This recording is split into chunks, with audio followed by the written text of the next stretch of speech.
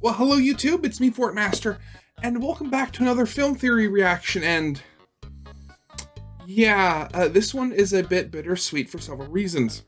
If for some reason you weren't aware, this is most likely I think this is going to be like the 10th last video on film theory that MatPat is going to be a part of, or at least, filmed for.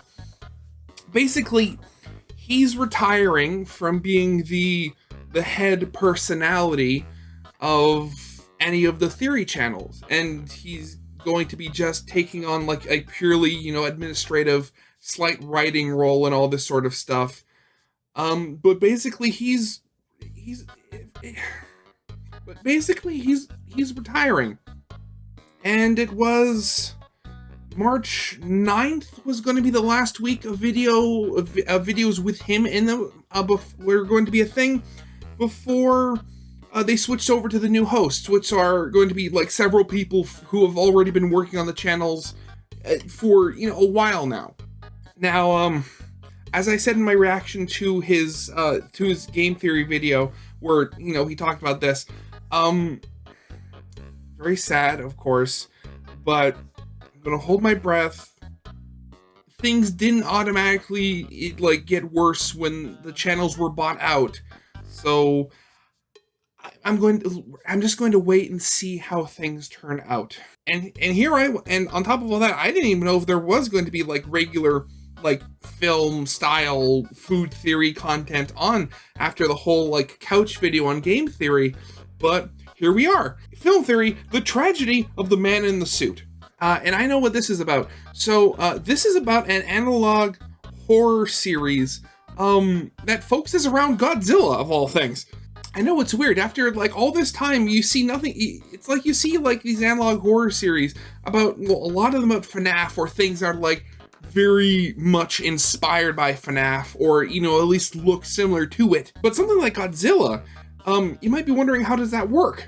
And well, from what I've been watching, basically, during the creation of the original Godzilla movie, the guy in the suit, who may or may not have been a little iffy from the whole thing of the pair of nuclear bombs dropped on Japan, he injected or consumed something which caused him to mutate and basically fuse with the suit, which is weird enough already. But it seems that his bite is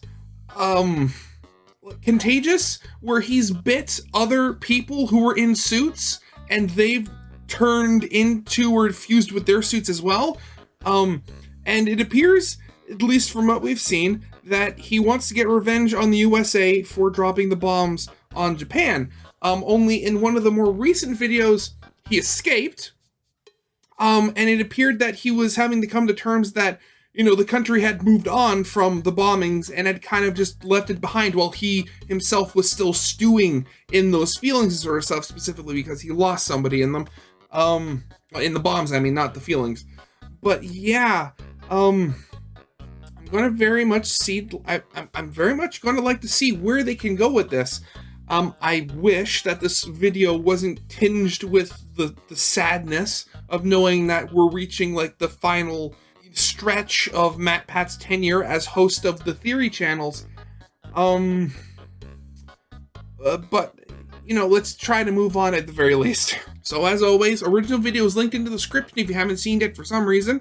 Corner video will lead to my game theory reaction, as well as a food theory reaction, because I'm going to do a reaction to one of the food theories as well, just because I like the look of it. And with all that out of the way, let's get this thing started then, shall we? Interview September 15th, 1958.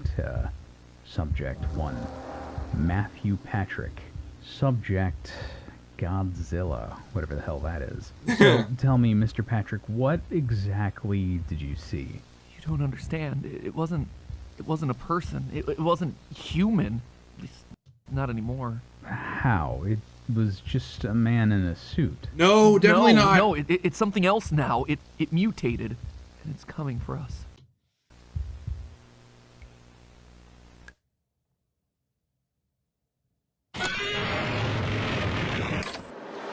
Very weird. Hello, Internet. Welcome to Film Theory, the show that has the world's best imitation of the Godzilla roar. No. That was my very lame Godzilla scream. Listen, Toho is notoriously protective of that roar. It's the best that we're gonna do, all right? So we're all familiar with Godzilla. Yeah, right? I've heard of Monsters, Toho been and a their mainstay in movie copyright theaters for the things. past Well, actually, that's just the thing. Japanese studios, just in general, from what I've seen, like people who like not even do reactions to anime, but just do like reviews of anime.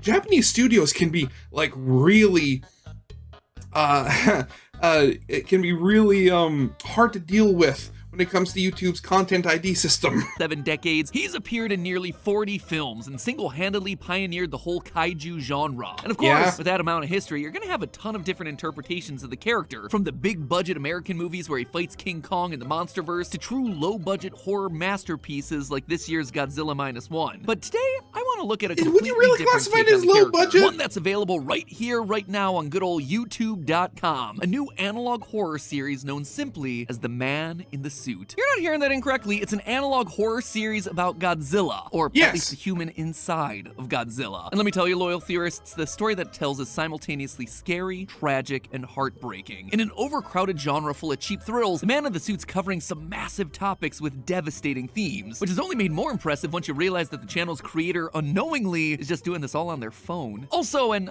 this is Wait, what? I know you can do stuff on your phone. Like they have like the apps for like editing, and like they have like the studio apps so you can like upload your videos and like, you know, do all the behind the scenes YouTube stuff on there. But I mean, granted, it could be also just a financial thing. Like, but given the chance, given the choice, I would always go for a PC just because.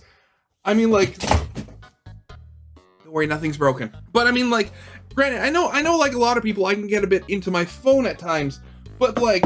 I given the option of doing something on the phone versus on the PC, I would much rather do it on the PC just because, you know, it's easier to do stuff and also bigger screen. just a side note here. It recently came to my attention that Unknowingly was getting harassed by a small subset of the Godzilla fan community for the series and thinking about ending the entire thing. To which I say, first off, Unknowingly, your work is great. The story that you're telling, it's mature, it's thoughtful. Don't let a small group of whiny, butthurt man-children diminish the great work that you're doing. Yeah. Speaking of those butthurt man-children, if you are one of those people who harass someone's fan creation because the visuals are bad or the story isn't what you like, guess what? You are a baby and you need to go change your diaper. Wah wah man baby, go back to your crib. Valid constructive criticism? Yeah, that's one thing. That is great. It is valuable to creators across the board. But sending death threats to a kid making a fan series on his phone because in your eyes it disrespects your rubber suit lizard monster? Guess what? You're the real monster.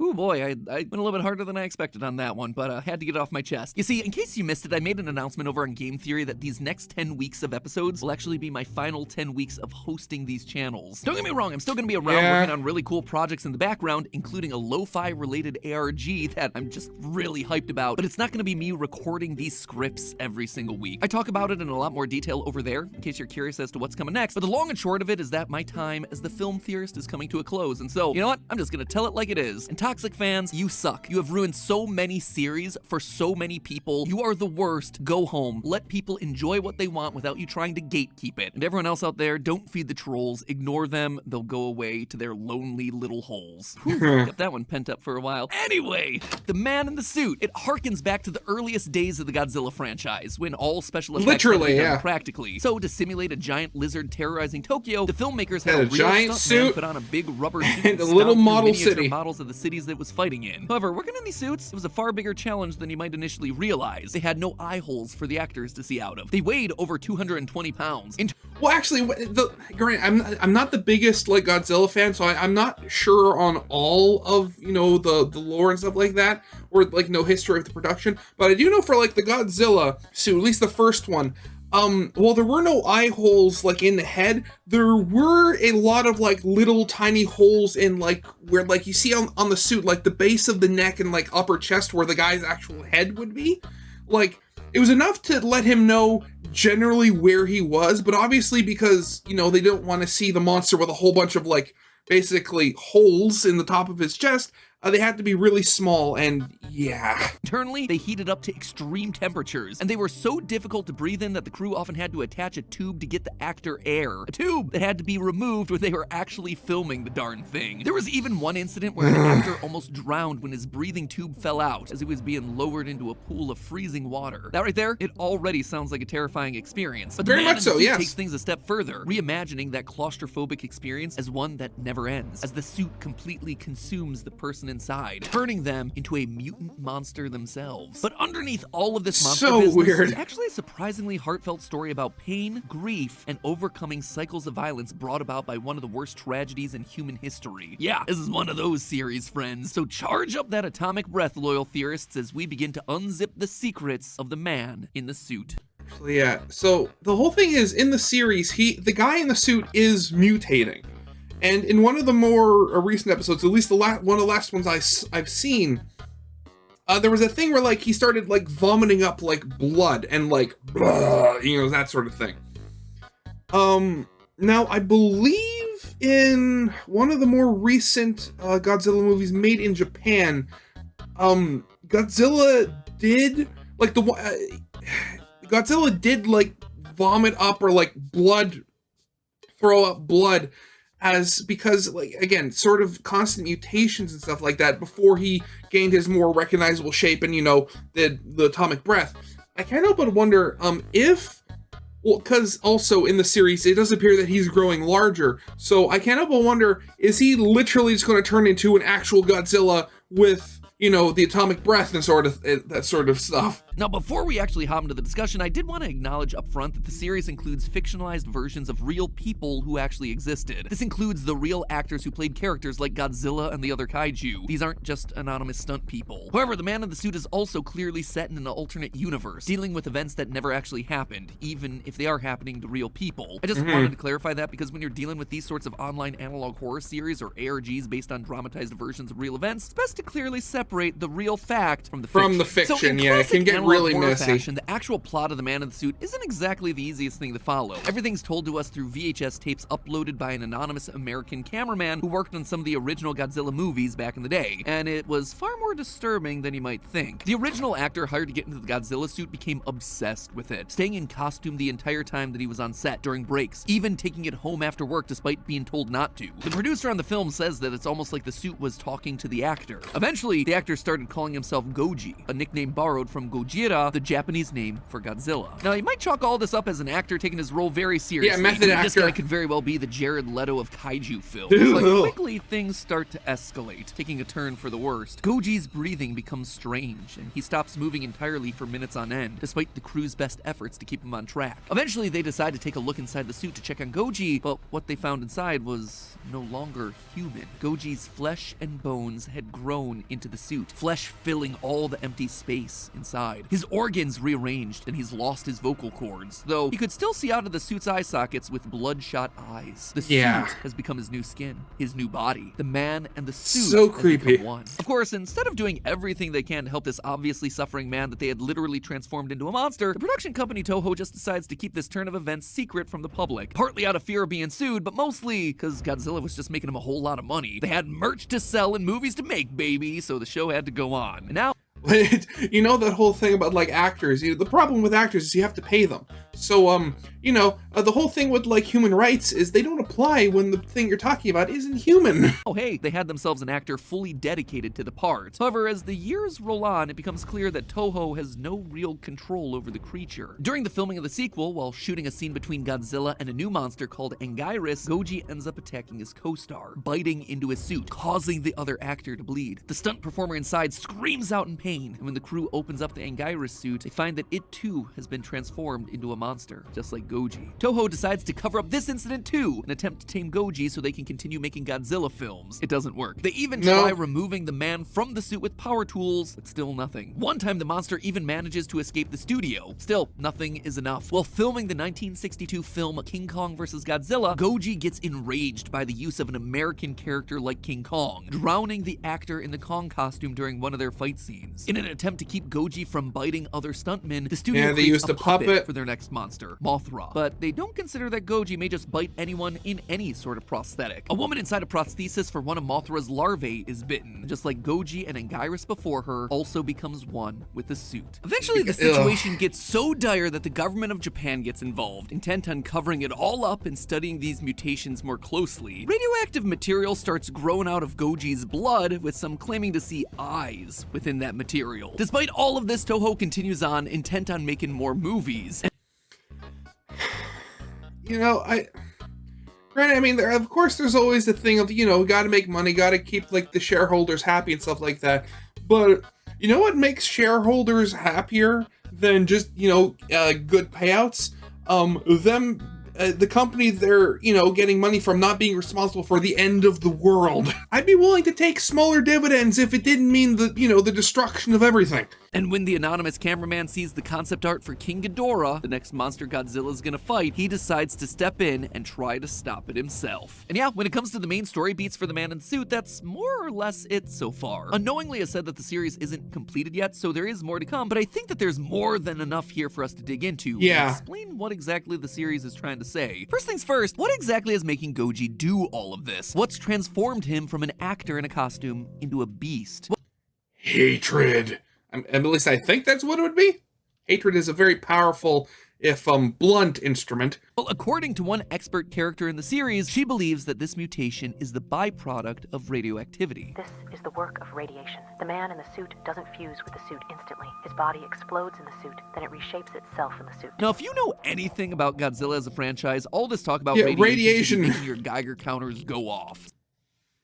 See, when Godzilla was first created, he wasn't just some city-sized monster of the week for a horror movie. He represented something much represented the darker than that. bomb. You have to remember that the first Godzilla movie was released all the way back in 1954, nearly 70 years ago. And while that might seem like ancient history to us millennials and zoomers, this was a particularly important moment for Japanese culture and history. Think about this time period. It was less than a decade after the end of World War II, and the US deployment of the 2 atomic bombs that devastated the cities of Hiroshima and Nagasaki. This is where Godzilla comes from. A monster literally created from nuclear radiation from an atomic bomb test, mutating a prehistoric lizard living under the Pacific Ocean. For the original audience of this film, the idea of a kaiju like Godzilla being an unintended consequence of nuclear waste would have been a very real, legitimate fear, considering that we had no idea what the long-term effects of this level of nuclear radiation were. But nowadays, we just know cancer. Lots of cancer. It's just the surface level reading of Godzilla. There's a deeper one here that not only has the King of Monsters standing in as a product of mutation, but as an allegory for the nuclear bombs themselves. As the director of the original film put it, if Godzilla had just been some animal, it could have been killed with traditional weaponry. Sure, it would still be a threat, but not the true terror that we see present on screen. Godzilla is the atomic bomb. The destruction that he leaves behind, it's indiscriminate. He's an unstoppable force devoid of morality, destroying anything and everything in his path, and leaving nothing behind but rubble. This is also why the powerful beam attack that Godzilla shoots out of his mouth is called his atomic breath, even sometimes being depicted as creating a mushroom cloud similar to a nuclear explosion. Godzilla is both metaphorically and literally a nuclear weapon. And this is what unknowingly and the man in the suit is using as a jumping off point for their story. Don't believe me? The connection is further driven home during the video Suit Trial, where we see Toho experimenting with Goji and playing audio tracks to see how it reacts. During one such test, we hear Goji spewing some garbled mess in what appears to be English. At first, it's very difficult to make out, but if you listen closely, speeding up the audio track, you realize that Goji is actually reciting a quote from famous physicist J. Robert Oppenheimer, main architect of the American Atomic Program and the leader of the Manhattan Project. Now I am become death, the destroyer of worlds. This is a very real thing that Oppenheimer said years after the bombings of Hiroshima and Nagasaki, showing immense guilt for the unspeakable destruction that his scientific breakthroughs caused to not only the people of Japan, but potentially every human on the planet. I know what people have said, and I cannot, like, in good conscience, try to, like, say or fathom what he felt. Like, something he built killed so many people. But at the same time, you can think it was kind of comical that he's upset that the bomb he designed to blow up really big, blew up really big and killed a lot of people.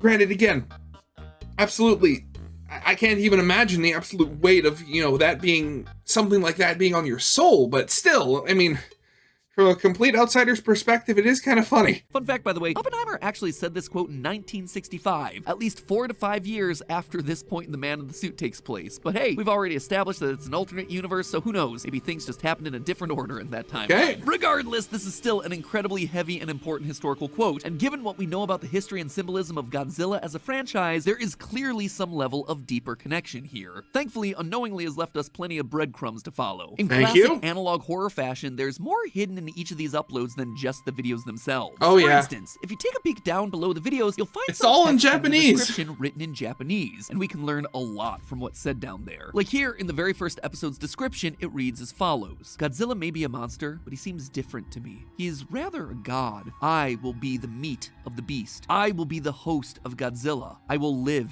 in this beast because he is the only one who can help us. There is no god, just me, Goji. From this, we can tell that the man in the suit clearly sees himself as a separate entity to Godzilla, but he's willing to sacrifice his identity to give Godzilla form, to merge his flesh with the suit to become something new, to become Goji. But why? What's the whole endgame here? Yeah, Well, in the description of the Anguirus suit incident, if you translate the Japanese, you're treated to a conversation between two entities. At first, I thought this might be a conversation between the suit and the man inside of the suit, but given that this is on a video about Anguirus and how he was transformed by Goji, the two people in this back and forth have to be the Goji entity and the man inside of Anguirus, his first victim, the first person that was transformed by Goji's radioactive bite. The man inside Anguirus cries out in pain, calling for God to ease his suffering, but only Goji answers, telling Anguirus that he knows that he lost his family, and that Goji can make him whole again, that he can take revenge and kill those who wronged him. And if you're guessing that those who wronged us could be connected to the atomic bomb, well, Yeah, you'd be right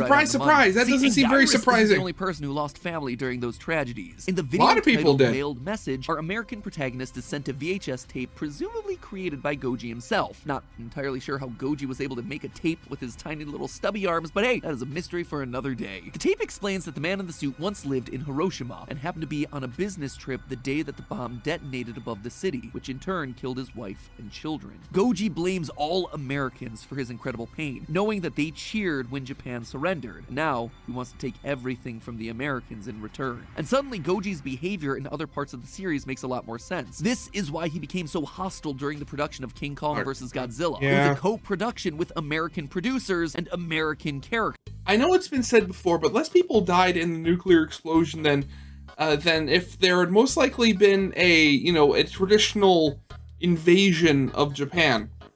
I'm trying to remember the. I'll just look it up. So yeah, estimates vary, but like it's basically estimated that from both Hiroshima and Nagasaki, about like 110,000 people died, which, granted, just taken on a whole like that, sounds like a lot of people, which, it is. It was estimated when a study was done that if they had done a traditional like naval invasion and like conquering of Japan, that Japan would have suffered approximately, roughly, again, this is all like speculation here, 5 to 10 million casualties. And you have to also look into account just the culture of Japan during the war. Like, it was the whole death before dishonor thing. It wasn't until the actual emperor surrendered that, Japan finally capitulated. And even after that, there were still portions of the military who wanted to fight on. So, while the nukes dropped on Hiroshima and Nagasaki were two individually massive death toll events, I mean, it's true. They say that, they actually saved lives dropping, nukes on them. And at least in Unknowingly's universe, American Crew, this enraged Goji, who saw the entire production as a betrayal of not only himself, but of Japan as a whole. As another quote hidden in the video description says, he sees everyone involved as filthy traitors, playing with him like Are they a toy, really? forcing him to work with the people Never mind. who killed his family. And this anger is why the situation eventually boils over during the filming. The script called for King Kong to win, and that's what happens in the real world version of the movie. But here, when the two tumble into the sea, only Goji emerges, having drowned the actor playing playing Kong, eliminating someone that he saw as a traitor. Now, all of this makes for a really compelling story, and I'm kind of amazed with how much detail and nuance is packed into what appears to be a simple series of slideshows. But what is the story trying to tell us on a thematic level? Why did it unknowingly make this in the first place? Well, when you start putting Can't everything let yourself together, be it's clear that absolutely this is a tale consumed of by two hatred. parts, grief and vengeance. On the one hand, the man in the suit is clearly a tragic character. In one moment, he lost both his family and his country. That kind of grief is hard to heal, but it's easy to fester, becoming anger, frustration, hatred. That is the path forward that Goji pursues, embracing this symbol of the very thing that took his family from him and directing it towards the people that he believes actually hurt him. But to what end? What will that actually do? If he manages to accomplish his goal, to exact his vengeance, will it bring his family back? No. It only creates more pain, more suffering, and not even on the people that Goji wants to see suffer. Think about the people that Goji has actually hurt in the series so far. He's bitten 2 actors in costumes and drowned a 3rd on set, but all of these people were themselves Japanese. In his effort to get revenge on the people that he believes hurt him, that killed his family, instead he's only succeeding in hurting the people that are trying to help, who themselves were already hurting. In post-war Japan, we actually see this bear out in the crime statistics. Right after the war, when anger against the Americans would have been at its highest, crime rates were among the highest in Japan's modern history. These sorts of crimes wouldn't have hurt the Americans, they're just hurting their fellow Japanese people. But the saddest part, this drive for revenge, to extract vengeance and pain on America for dropping those bombs at the end of the war, it's not something that unites Goji with the rest of his country. When he finally escapes Toho's studio and explores the outside world for the first time in a decade, Goji is shocked to see how the rest of Japan has chosen to deal with the pain from the tragedy. Instead of a country preparing to strike back, he finds a country that's more or less at peace. As Goji says, quote, "This place, the outside air, the cars, the windows, the house, did they just move on? Will we forget?" And that right there, it's a valid question. Will they just forget? Thankfully, this is a case where we do have an answer. We as a species cannot and should not forget the unstoppable destruction of nuclear weapons. Several years ago, I was fortunate enough to visit Japan and took the opportunity to visit the Hiroshima Peace Memorial Museum, and it was an eye-opening experience. It was sobering to see the full extent of what the bombs did to Japan, and it was moving seeing and hearing the stories about what people went through as they tried to survive in its aftermath. But the biggest takeaway that I had of that entire trip was how the nation chose to remember that unspeakable tragedy. This wasn't a case of look at these awful things that the Americans did. Instead, it was look at the horrors of this power that we've unlocked. We as humanity cannot let this happen to any other nation or any other people ever again, no matter what. After World War II, Japan has famously never sought to make nuclear weapons, and they've even gone so far as to adopt 3 non-nuclear principles. Well, not only that, like they don't have a military, quote unquote. They have their self-defense force, but they wrote it into their constitution where they can't declare war on other people. They can only fight back if they're attacked first, which, you know, truthfully should be the way that all countries do it, which unfortunately nobody's that smart, eh? Promoting the peaceful use of nuclear energy and work towards global nuclear disarmament. Japan's chosen to take what many consider to be the darkest moment in human history, and they've dealt with that grief in a way that ultimately benefits us all, tries to protect us from our own power. Those crime rates that I mentioned a second ago, in the 50s they plummeted, and they remained low for decades. This led to a boom in Japan's economy, which in turn led to the creation of technology that ultimately benefited everyone. They didn't let the cycle of violence continue. They didn't just feed into the darkness and fuel the anger. They didn't become the monster, the man in the suit like Goji did. And now, we all as a society are better for that. The question now is, what does it take for all of us to step out of the suit? But hey, that's just a theory. A film theory. And cut. Okay, and that message in particular is like more prevalent it means more today than ever before. I mean, just there's so much hate in the world right now. It sucks. You know, with this series in particular, I looking forward to seeing like where it goes in particular. Like, does Goji become more like Godzilla, become an actual like several story tall monster that can like breathe atomic fire?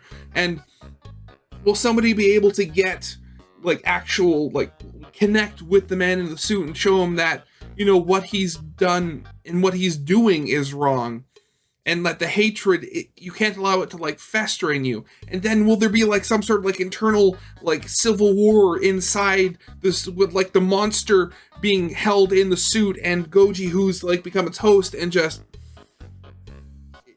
it really is cool.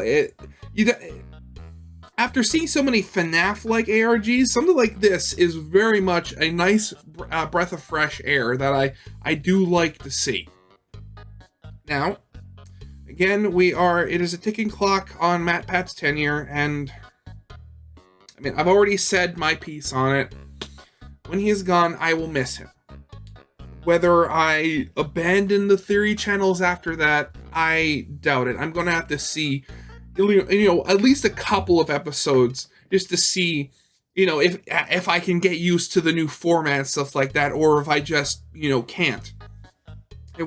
I didn't think of this until, after I had recorded my reaction to Goodbye Internet.